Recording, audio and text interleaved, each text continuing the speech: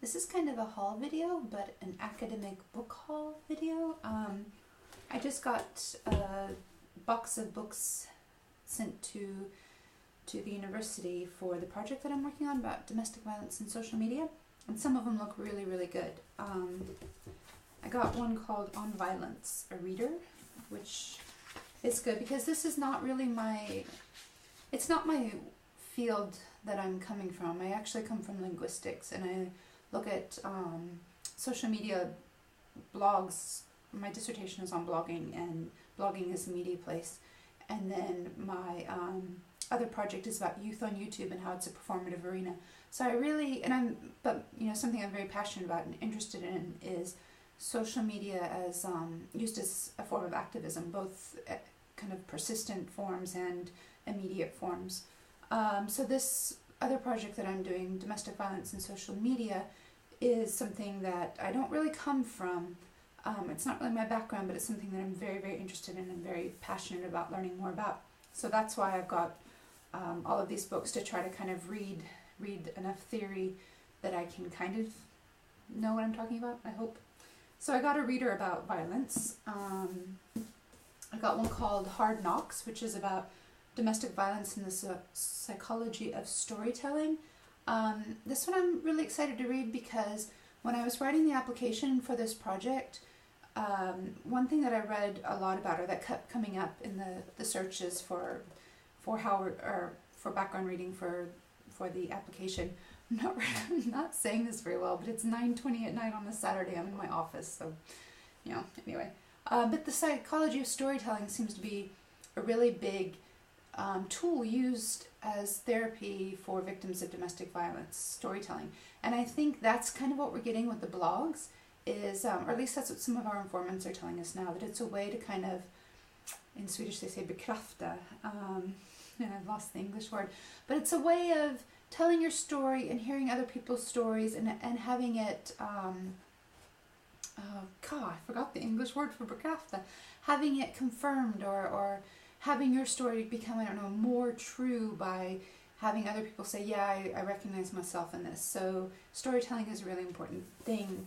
And I think that's what we're seeing a lot with the social media use in telling stories about domestic violence and experience domestic violence. Another one I've got is called Domestic Violence at the Margins, Readings on Race, Class, Gender, and Culture.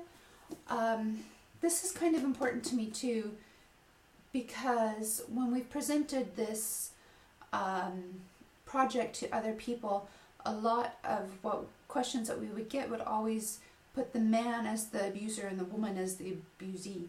And that's not always true, that's not always the case. And of course it is. It is more often men being the abuser than women, but men are abused as well, and that should also be brought up in this research, not just looking at women as the poor victim and men as the strong abuser. That's not always the case, and especially in homosexual relationships. And so I'm glad that this looks at domestic violence not just in that paradigm, but also looking across race, class, gender, and culture. And that's kind of the way this one looks at it as well, as women, violence, and the media. And it looks at how women are portrayed in the media, in accordance, or how they're portrayed. Let me read this part, because apparently my words aren't coming out. This book offers a much needed documentation of the variety of ways that women in violence are framed in a broad range of both fictional and non-fictional media accounts. Women are analyzed as both the victims and the perpetrators of violence through a gendered, raced, classed, and global lens. And I think that's exactly what I'm looking for. So I have a lot of hope for this book. And then another one, this one's actually in Swedish, and it's a report by, I thought it was a report by the people that funded our research, but it's not. But it's Våld mot kvinnor och män i nära relationer, which is violence against men and women in close relationships. There's not a good synonym for domestic violence in Swedish. You get violence in the home. This one's violence in close relationships. But when people talk about it, they usually say violence against women. So it's one våld mot kvinnor, våld. So it's actually one word. Swedish is very descriptive. It's very descriptive language.